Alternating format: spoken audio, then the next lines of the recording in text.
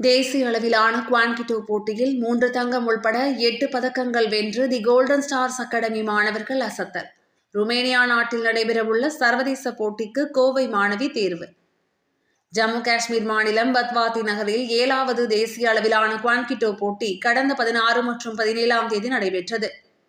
இந்தியாவில் இருந்து 20க்கும் மேற்பட்ட மாநிலங்கள் கலந்து கொண்ட இந்த போட்டியில் தமிழ்நாடு அணி சார்பாக கோவை தி கோல்டன் ஸ்டார்ஸ் அகாடமியில் பயிற்சி பெறும் மாணவ மாணவிகள் கலந்து கொண்டனர்.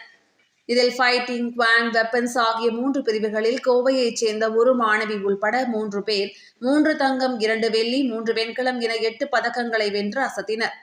இந்நிலையில் வெற்றி பதக்கங்களுடன் கோவை திரும்பிய தி கோல்டன் ஸ்டார்ஸ் அகாடமி நிறுவனர் மற்றும் தலைமை பயிற்சியாளர் சதீஷ் மற்றும் மாணவர்களுக்கு குவான்கிட்டோ கோவை மாவட்ட சங்க நிர்வாகிகள் மற்றும் பெற்றோர்கள் கோவை விமான நிலையத்தில் மாலை அணிவித்து உற்சாகமாக வரவேற்றனர்.